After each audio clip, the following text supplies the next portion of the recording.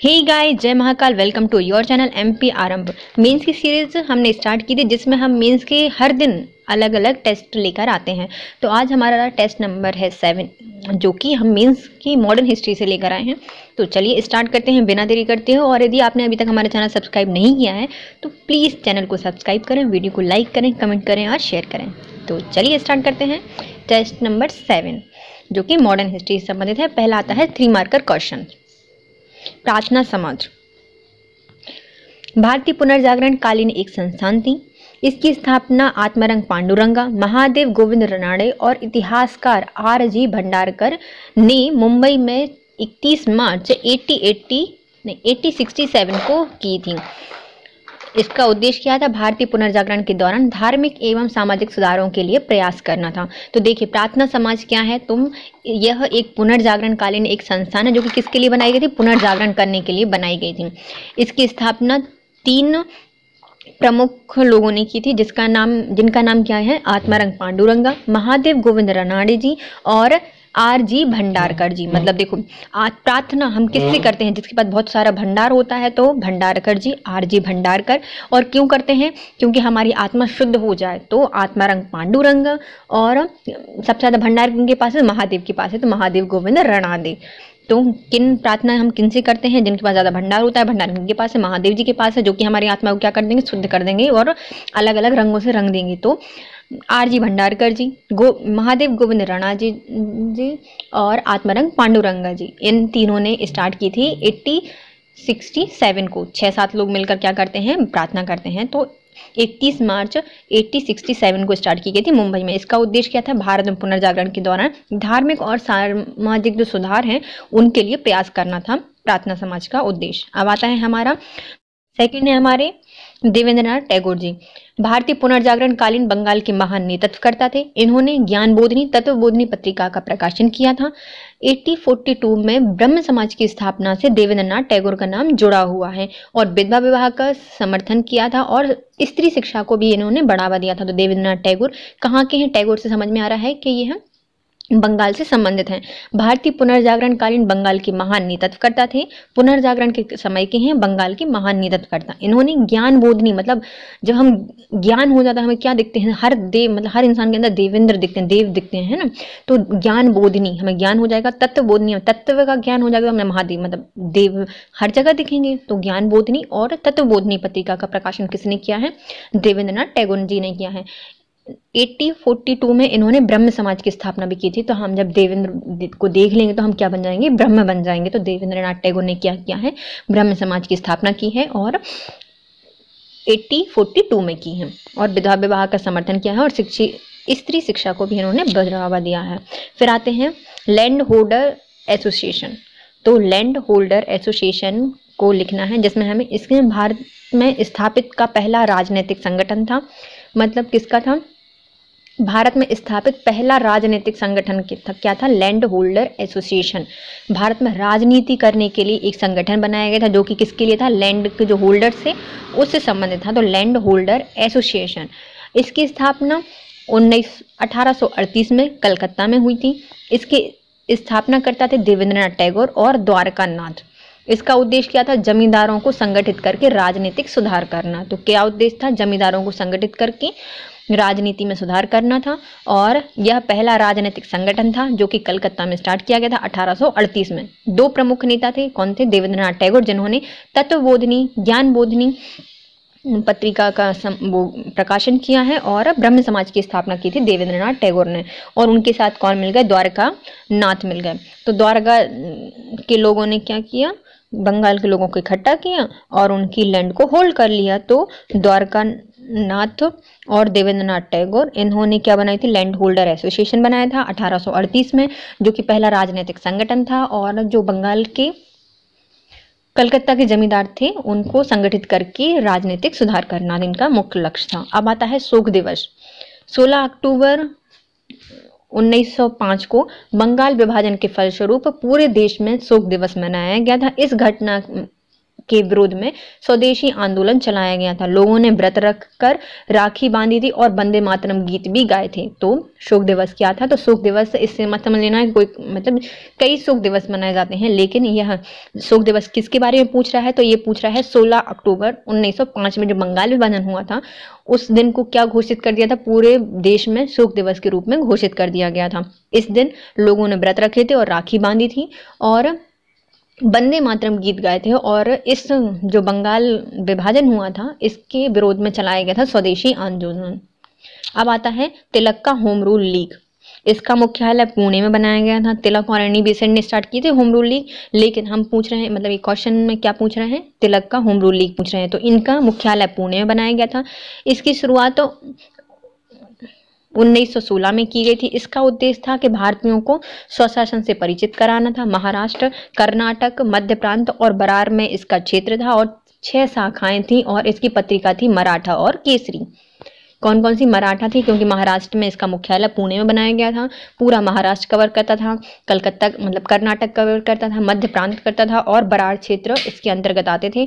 और जितने भी लोग थे उनको स्वशासन से परिचित कराना इसका मुख्य लक्ष्य था। और 6 शाखाएं इसकी थी और 2 पत्रिकाएं निकलती थी, मराठा और केसरी। और किसने स्टार्ट किया था? तिलक जी ने स्टार्ट किया था। अब आता है हमारा 3 मार्कर या 6 मार्कर क्वेश्चन। गांधी जी के औपनिवेशिक शासन के विरोध के लिए नमक को प्रतीक रूप में चयन क्यों किया गया था? तो गांधी जी ने औपनिवेशिक शासन के विरोध में, जो मतलब अंग्रेज थे वो शासन कर रहे थे, औपनिवेशिक बना के रखे थे भारत को, तो इसके विरोध में गांधी जी ने नमक को ही प्रतीक के रूप में क्यों चयन किया, हमें वो समझाना है। 1930 में सविनय अवज्ञा आंदोलन की शुरुआत हुई। गांधी जी के द्वारा नमक कानून की अवहेलना करके नमक को आंदोलन का मुख्य आधार बनाया गया। 1930 में सविनय अवज्ञा आंदोलन की शुरुआत करके महात्मा गांधी जी द्वारा नमक कानून की अवहेलना करके नमक को कानून का मूल आधार बनाया, मतलब आंदोलन का मूल आधार बनाया और नमक कानून तोड़ा। आंदोलन के निम्न बिंदु से नमक के महत्व को समझा जा सकता है कि मतलब नमक इतना प्रमुख क्यों था। तो इसके प्रमुख बिंदु कौन कौन से हैं? जन सामान्य से जुड़ाव, क्योंकि नमक हर एक घर की जरूरत है। तो जन सामान्य मतलब हर एक जन की प्रॉब्लम है। यदि नमक का भाव बढ़ता है तो हर एक इंसान उसको फेस करेगा। तो जन सामान्य से जुड़ाव था। ऊंचे दाम के कारण असंतोष, मतलब संतोष था। तो जो ऊंचे दाम रखे गए थे नमक के लिए तो हर व्यक्ति असंतोष था, तो इसके कारण उन्हें संतोष पैदा करना था। नमक पर सरकार का एक अधिकार था। नमक बनाने का अधिकार सिर्फ सरकार का था और किसी को नहीं था, तो एक अधिकार सरकार के पास था, ये भी मुख्य कारण था। और घृणित कानून है वो, नमक पर जो कानून बनाए गए थे वो बहुत ज्यादा घृणात्मक था, इसलिए भी इसको मुख्य आधार बनाया गया था। चलिए हम इनको डिटेल में पढ़ते हैं। तो पहला क्या था? जन सामान्य से जुड़ाव। प्रत्येक घर में नमक भोजन का एक आवश्यक अंग होता है। अंग्रेजों के द्वारा भारतीयों द्वारा घरेलू उपयोग के लिए भी स्वयं नमक बनाने पर प्रतिबंध था, मतलब घर के लिए उपयोग करने पर भी हम स्वयं नमक नहीं बना सकते थे। अंग्रेजों ने इसको क्या करके रखा था? प्रतिबंधित करके रखा था। दूसरा, ऊंचे दाम के कारण संतोष। नमक कानून के कारण भारतीयों को मजबूरीवश दुकानों से ऊंचे दाम पर नमक को खरीदना पड़ रहा था। जनसामान्य में नमक कानून के बारे में काफी असंतोष व्याप्त था। तो नमक कानून को हमें मतलब नमक को दुकानों से ऊंचे दाम पे खरीदना पड़ा था क्योंकि अंग्रेजों ने घर पे बनाने पर प्रतिबंध कर दिया था। और नमक कानून में बहुत से क्या थे? सभी लोग असंतुष्ट थे। नमक पर सरकार का एकाधिकार था। नमक पर सरकार के एकाधिकार ने लोगों को एक महत्वपूर्ण परंतु सफलतापूर्वक उपलब्ध ग्राम उद्योग से वंचित कर दिया था। जो ग्राम उद्योग है नमक बनाना, उससे क्या कर दिया था सरकार ने? एकाधिकार करके उनको उनसे वंचित कर दिया था। नमक पर सरकार के एकाधिकार ने लोगों को एक महत्वपूर्ण सरलतम या फिर सफलतम पूर्वक उपलब्ध ग्राम उद्योग से वंचित कर दिया था, इसलिए भी लोग उससे असंतुष्ट थे। अब आता है घृणित कानून। नमक कानून ब्रिटिश सरकार के सबसे घृणित कानूनों में से एक था, जिसके अनुसार नमक के उत्पादन तथा विक्रय पर राज्य का एकाधिकार था। इनने क्या कहा था कि नमक का उत्पादन और विक्रय सिर्फ राज्य सरकार करेगी, इसलिए भी लोग इस नमक कानून से जुड़े। और नमक को क्यों गांधी जी ने एक मूल आधार बनाया? तो इसकी प्रमुख कारण थे।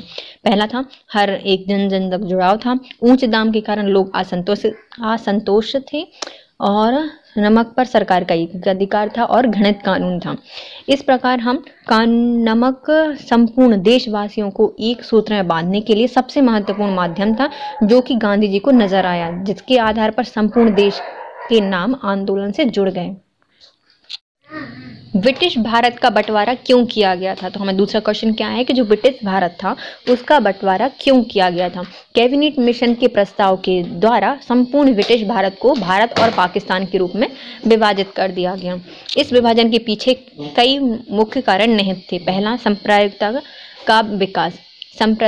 का विकास करना था इनका मुख्य लक्ष्य। अंग्रेजों ने प्रारंभ से ही फूट डालो राज करो की नीति अपनाई थी। मुस्लिम लीग की सांप्रदायिक दृष्टिकोण था और पाकिस्तान की स्थापना के लिए प्रबल आंदोलन हो रहे थे। इसके प्रमुख कारण 4 माने जाते हैं। पहला कौन था? सांप्रदायिकता का विकास। अंग्रेज लगातार मुस्लिम नेताओं के मन में सांप्रदायिकता का जहर भरते रहे हैं। मुस्लिम नेताओं ने अपने लिए एक मुस्लिम धर्म पर आधारित राष्ट्र की मांग उत्पन्न होने लगी। तो जितने भी मुस्लिम नेता थे उनके मन में ये विचार भर दिया गया कि मुस्लिम धर्म पर आधारित एक राष्ट्र की मांग उत्पन्न कर दी और वो मांगने भी लगे थे कि हमें नया राष्ट्र चाहिए। इसलिए जो ब्रिटिश भारत था उसका बंटवारा करना पड़ा।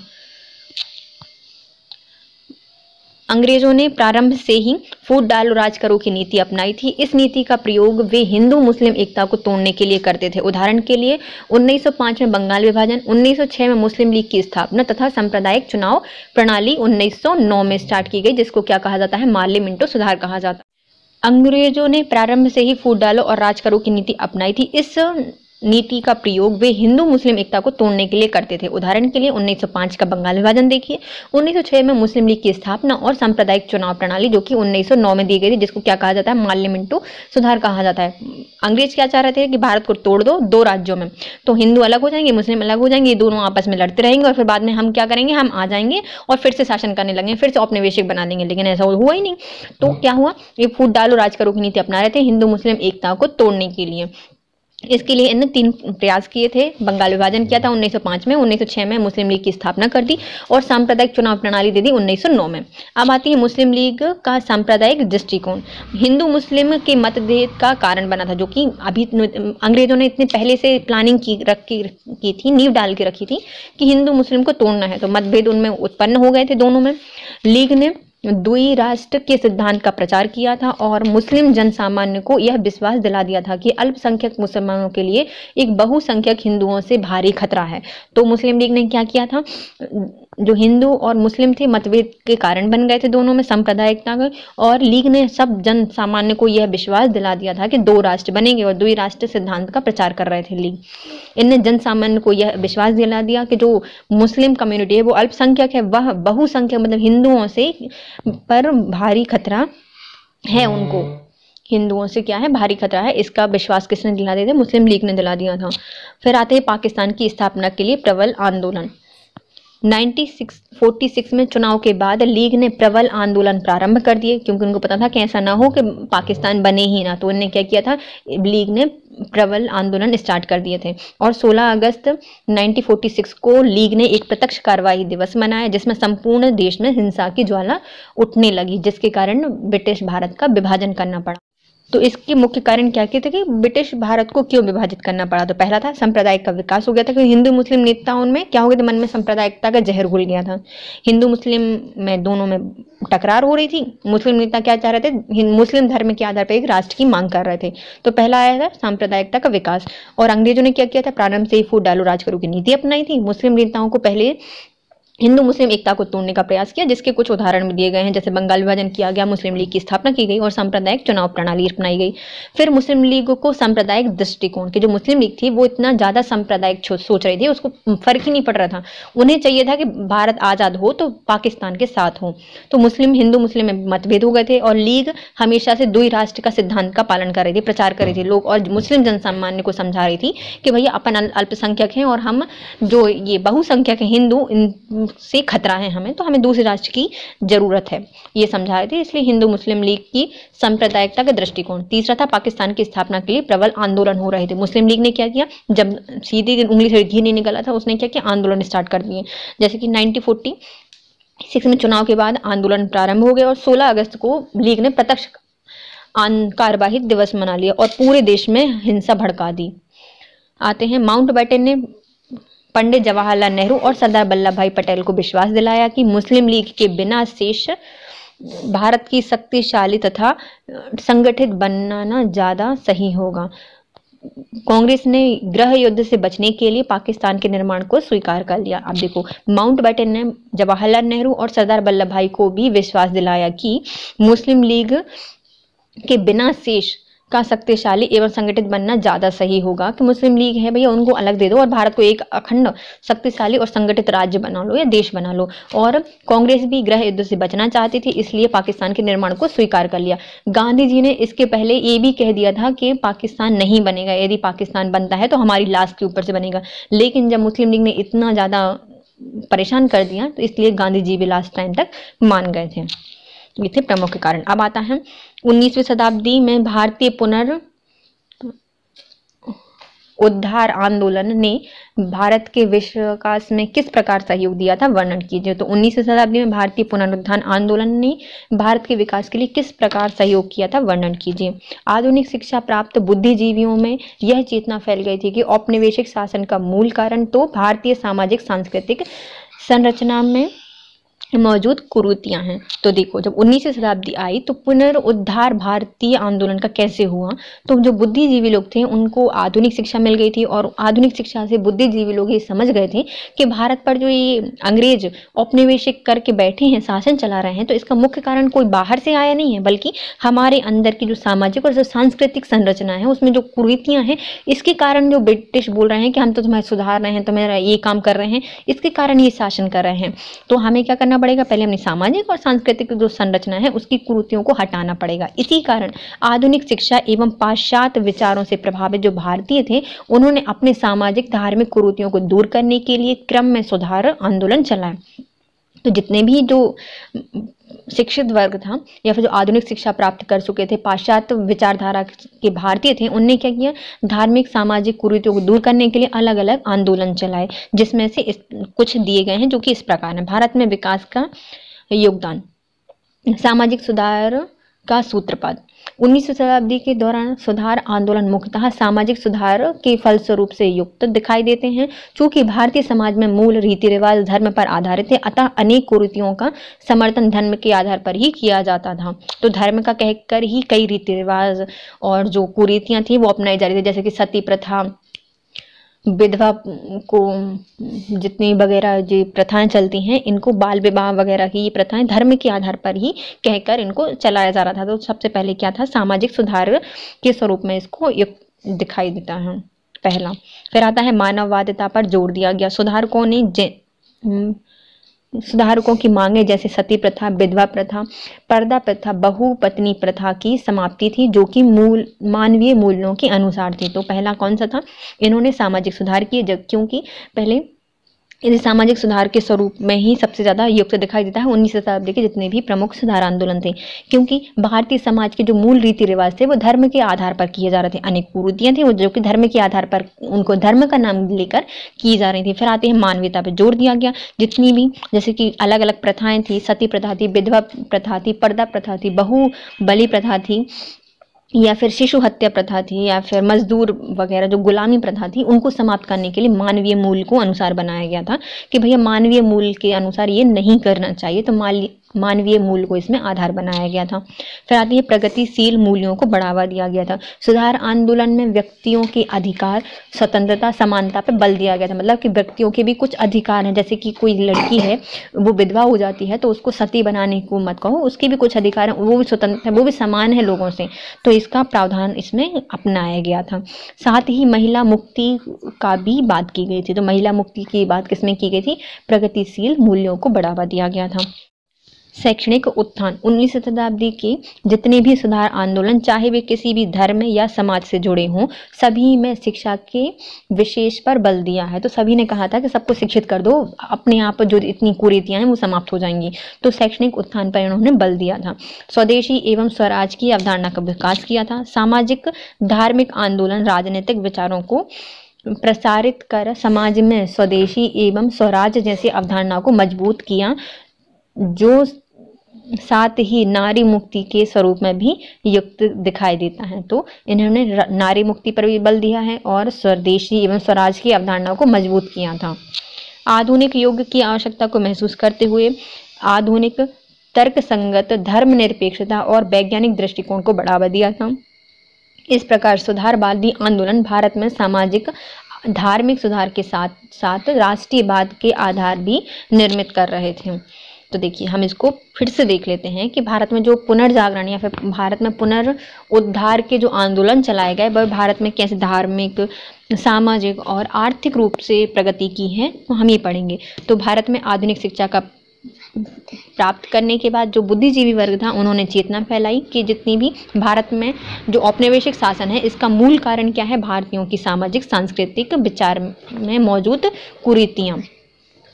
इसी कारण आधुनिक शिक्षा एवं पाश्चात्य विकास से प्रभावित होकर भारतीयों ने अपने सामाजिक धार्मिक सुधार को दूर करने के लिए सुधार किए। पहले उनके योगदान क्या थे, सामाजिक सुधार का सूत्रपात बने, मतलब समाज को सुधारा कि उनने कई कुरीतियां तो किसके नाम पे चल रही थी, धर्म के आधार पर चल रही थी, तो उनका कुरीतियों का समर्थन कैसे हो रहा था, धर्म के आधार पर हो रहा था। मानवता पर जोर दिया गया, जैसे कि सुधारकों की मांगे जैसे सती प्रथा, विधवा प्रथा, पर्दा प्रथा, बहुपत्नी प्रथा आदि की समाप्ति पर मानवीय मूल्य को अनुसार रखा गया था। प्रगतिशील मूल्यों को बढ़ावा दिया गया था, मतलब जैसे सुधार आंदोलन व्यक्तियों के आधार पर स्वतंत्रता, समानता पर बल दिया गया और महिलाओं की मुक्ति की भी बात की गई थी, मतलब प्रगति सोच रखी है ना, प्रगतिशील सोच थी। फिर शैक्षणिक उत्थान किया कि कोई भी आंदोलन हो, चाहे वो किसी भी धर्म या समाज का हो, लेकिन हर आंदोलन ने क्या कहा था, शिक्षा पर बल दिया था। फिर आता है स्वदेशी एवं स्वराज की अवधारणा का विकास किया था। सामाजिक, धार्मिक एवं राजनीतिक विचारों को प्रसारित कर समाज में स्वदेशी स्वराज जैसी अवधारणाओं को मजबूत किया गया था और नारी मुक्ति के स्वरूप में भी बल दिया गया था। आधुनिक युग की शुरुआत या आवश्यकता को महसूस करते हुए आधुनिक, तर्कसंगत, धर्मनिरपेक्ष एवं वैज्ञानिक दृष्टिकोण को भी बढ़ावा दिया गया था। इस प्रकार समाजवादी या सुधारवादी जो आंदोलन थे वो भारत में सामाजिक, धार्मिक सुधार के साथ साथ राष्ट्रीयवाद का भी आधार निर्मित कर रहे थे। अब आता है हमारा 11 मार्कर। नरमपंथी की भूमिका ने किस सीमा तक व्यापक स्वतंत्रता आंदोलन का आधार तैयार किया, टिप्पणी कीजिए। मतलब नरम दल जो है उसने किस सीमा तक व्यापक स्वतंत्रता आंदोलन का आधार तैयार करना है, हमें उसकी टिप्पणी करनी है। तो चलिए स्टार्ट करते हैं। कांग्रेस की स्थापना के पश्चात तो उसके आरंभिक नेताओं ने जो नीतियां राष्ट्रीय आंदोलन के लिए अपनाई, जिस कारण से नरमपंथियों ने कहा गया। नरमपंथी आंदोलन के नेताओं के सामने सबसे बड़ी चुनौती जनता को राजनीतिक अधिकारों के प्रति जागरूक करना थी और ब्रिटिश शोषण के खिलाफ उन्हें संगठित और आंदोलित करना था। मतलब जो नरमपंथी थे वो क्या थे, देखो तो जब कांग्रेस की स्थापना हुई उसके बाद जो आरंभिक नेता थे उनने जो नीति अपनाई थी उसको राष्ट्रीय आंदोलन के लिए कैसे अपनाया गया, तो इसको क्या कहा जाता है, नरमपंथी नीति कहा जाता है। अब जो नरमपंथी नेता थे उनके सामने सबसे बड़ी चुनौती थी कि जनता को राजनीतिक अधिकार के प्रति जागरूक करना, कि भाई अपने वो अधिकारों के प्रति तो हो जाए जागरूक, और दूसरा था ब्रिटिश सरकार के खिलाफ उन्हें संगठित करके आंदोलित कराना था। रणनीति और उनका कार्यक्रम कैसा था। प्रारंभिक चरण में अहिंसक याचना करते थे ये, मतलब इन्हें अहिंसा नहीं की है, अहिंसक थे और अनुनयन विनय की नीति अपनाते थे, मतलब विनती करते थे और ज्ञापन देने तक ही सीमित थे। मतलब क्या करते थे, ज्ञापन देते थे, मतलब कुछ मांगना है अंग्रेजों से तो पहला क्या था, पहले तो अहिंसक याचना करते थे, दूसरा विनती की नीति अपनाते थे और ज्ञापन देने की नीति थी इनकी, ज्ञापन देने तक ही सीमित थे जो नरमपंथी थे। फिर आते हैं मांगे क्या क्या थी इनकी, भारत में संवैधानिक सुधार हो, विधायिका में भारतीयों की भागीदारी हो, सिविल सेवा में भारतीयों की भी नियुक्ति की जाए, भू राजस्व में कमी हो, धन निकासी को रोका जाए और सेना में व्यय में कटौती की जाए। तो इनकी प्रमुख मांगे इस प्रकार थी। पहला, संवैधानिक में सुधार करना था, विधायिका में भारतीयों की भागीदारी को बढ़ाना था, सिविल सेवा में भारतीयों की नियुक्ति करना था, भू राजस्व को कम करना था, सेना के व्यय में कटौती करना था और धन निकासी को रोका जाना था नर्म दल के प्रमुख उद्देश्य। फिर आते हैं स्वतंत्रता आंदोलन के आधार तैयार करने में इनकी भूमिका बतानी है नरमपंथी के। पहला, इन्होंने ब्रिटिश आर्थिक नीति की आलोचना की है, जो आर्थिक नीति थी ब्रिटिश की उनकी आलोचना की है, जिसके माध्यम से विधायिका में सुधार हुआ। जो नर्म दल था इसके कारण क्या हुआ, विधायिका में सुधार हुआ, प्रशासनिक सुधार हुए, भारतीयों को स्वशासन के बारे में जानकारी मिली। इन आधार पर हम कह सकते हैं नरमपंथियों ने बहुत अच्छी भूमिका निभाई है। तो पहला क्या था, ब्रिटिश आर्थिक नीतियों की आलोचना करते थे, धन के निष्कासन सिद्धांत के माध्यम से भारतीयों के शोषण को बताया, जिससे भारत के लोग और ब्रिटिश की वास्तविक लक्ष्य का पता चल सका। कि जो धन निकासी का सिद्धांत है वो नरमपंथियों द्वारा दिया गया था, जिससे हमें क्या पता चला, चला कि भारतीयों का शोषण बताया हमने और लोगों को बताया कि जो ब्रिटिश सरकार है उनका वास्तविक लक्ष्य क्या प्राप्त करना है, जिसके माध्यम से विधायिका में सुधार हुआ। 1982 में विधायिका में सदस्यों की संख्या को बढ़ाया गया, बजट पर बहस करने का अधिकार मिला और अप्रत्यक्ष चुनाव प्रारंभ करा दिए गए। तो इनका दूसरा क्या था, विधायिका में सुधार किया गया था, जिसमें भारतीयों की विधायिका में नियुक्ति की गई थी। 92 में बजट पर हम बहस कर सकते थे और अप्रत्यक्ष चुनाव का प्रारंभ किया गया था। फिर आते हैं प्रशासनिक सुधार, जिसमें IAS परीक्षा भारत में होने लगी थी और आयु में बढ़ोतरी हुई थी। भारतीयों को प्रशासन के बारे में जानकारी मिली थी। भारतीयों को स्वशासन और प्रशासन के बारे में जानकारी मिली थी। इन आधारों पर नरमपंथियों ने व्यापक राष्ट्रीय आंदोलन का आधार तैयार किया था। उन्होंने एक व्यापक राष्ट्र जागृति लाने तथा जनता में एक ही भारतीय राष्ट्र का सदस्य होने की भावना जगाने में सफलता प्राप्त की थी। इसके साथ इन्होंने भारत को राजनीतिक कार्य में प्रशिक्षित किया था। तो नरमपंथियों ने क्या कहा था कि जो इनने काम किए हैं, जैसे कि प्रशासनिक सुधार किए, विधायिका में वो दिखाया, विधायिका में भी इन्हें सुधार किए हैं, भारत में प्रशासनिक सेवाएं स्टार्ट करवा दी और ब्रिटिशों की आर्थिक नीति बताकर भारतीयों को जागरूक किया। तो हम इससे क्या समझ सकते हैं, जो नरमपंथी थे इन्होंने व्यापक स्वतंत्रता आंदोलन का आधार तैयार कर दिया था। इन्होंने एक व्यापक राष्ट्रीय जागृति लाने और जनता में एक ही भारतीय राष्ट्र का सदस्य होने की भावना जगाने में सफल रहे थे कि भारत जो है वो एक ही सदस्य होने की भावना इनमें हो गई थी। इसके साथ इन्होंने जनता को राजनीतिक कार्यों में प्रशिक्षित भी कर दिया था, जिससे हम कह सकते हैं कि नरमपंथी दल आंदोलन,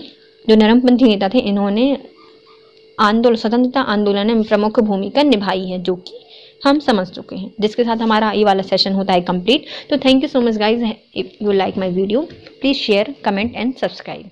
thank you so much. Have a nice day.